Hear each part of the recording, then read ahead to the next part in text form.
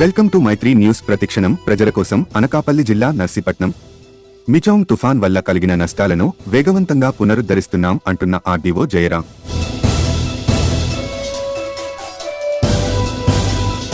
నర్సీపట్నం డివిజన్లో మిచౌంగ్ తుఫాన్ వల్ల నెలకొరిగిన వృక్షాలు, విద్యుత్ స్తంభాలు యుద్ధ ప్రాతిపదికన పునరుద్ధరణ.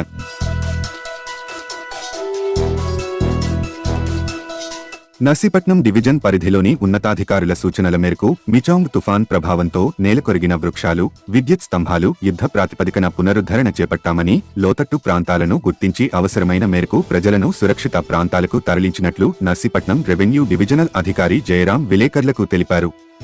బుధవారం నర్సీపట్నం చింతపల్లి రోడ్డులోని స్థానిక అల్లూరి సీతారామరాజు ప్రభుత్వ డిగ్రీ కళాశాల వద్ద తుఫాన్ ప్రభావంతో విద్యుత్ వైర్లు పైనుండి రోడ్డుకు అడ్డుగా పడిపోవడంతో రెవెన్యూ, విద్యుత్, పోలీస్, ఫారెస్ట్, మున్సిపల్ శాఖ అధికారులు హుటాహుటిన వచ్చి చెట్టును తొలగించి విద్యుత్ను పునరుద్ధరణ పనులను ఆర్డీఓ జయరాం దగ్గరుండి పర్యవేక్షణ చేశారు.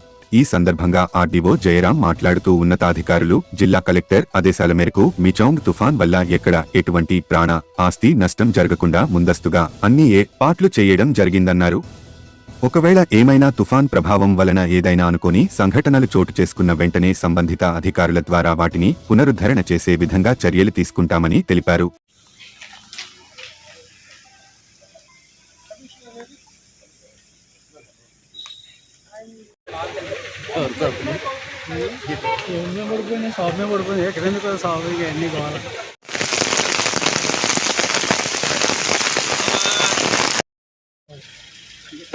గుడ్ మార్నింగ్ అండి. మనకి ఇప్పుడు ఈ కెలామిటీ వలన డివిజన్లో మొత్తం మీద కొద్దిగా ఇన్సిడెంట్లు జరిగాయి.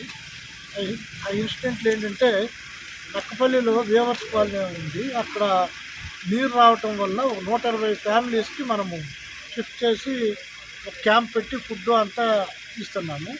అలాగే రోలుగుంటలో సర్వవరం, వడ్డాప్ సర్వవరంలో అక్కడ కొద్దిగా అప్ ఉండడం వల్ల అక్కడ గడ్డ ఫ్లో వల్ల రేషన్ వాళ్ళకి అందలేదు.